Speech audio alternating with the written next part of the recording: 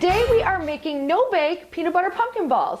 And the key here being no bake, so the easier the better. These are fantastic for not only your kids, but they're especially great just because you can grab them on the go, you can throw them in the freezer, they're a great snack in between meals, and like I said, super fast, super easy, and really, really good. So we're gonna combine our wet ingredients first. So first we have our 1/3 cup of pumpkin that you're gonna put into the bowl with your wets. And then we have 1 tablespoon of olive oil. And then you're gonna do your 1 to 2 tablespoons of water. Depending on, you can always add that second tablespoon after you mix it into your dry. So I think I'm starting with 1 tablespoon there. And then we're just gonna mix this all together. So make sure you have a nice smooth consistency because this is what you're gonna be adding to your oats and your PB2.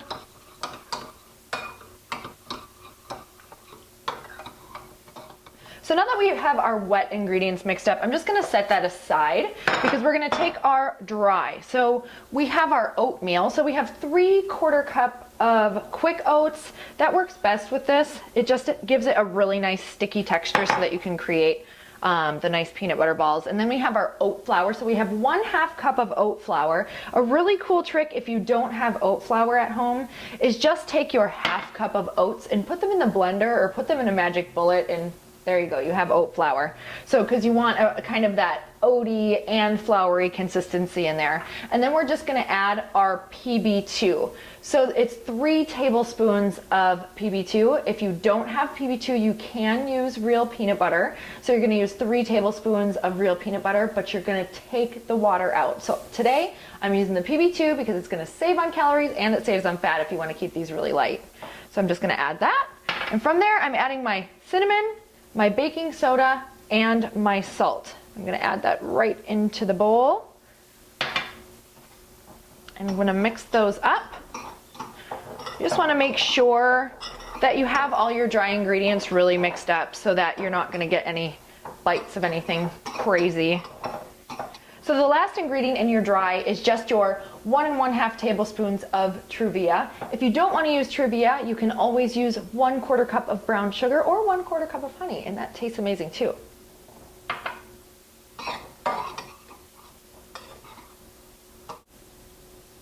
Now we're just going to combine our wets into the dry. So from here, you might need a spatula for this to get everything out. Just scoop it out into your dry ingredients. And you can start by stirring, but you're probably eventually going to end up having to get your hands kind of dirty here in order for this to really turn out properly. So I think now is the time. So you're just going to mush this all together because you want a nice consistency to start creating and being able to roll those into some nice balls. So now that everything is mixed up, we're just gonna start forming the balls. So you're just gonna start in a circular motion. And I like to do these at about 1 inch, just so they're, bite size and you can grab them out of the freezer or out of the fridge, and you're not gonna eat too much, so you can grab 2 or 3. And it's just something that's perfect for a snack to kind of tide you over to your next meal. And you just keep rolling. And this will yield about 12 to 14, maybe 16, depending on how big that you roll these. So I do about 1 inch. Go ahead and just place them on the plate.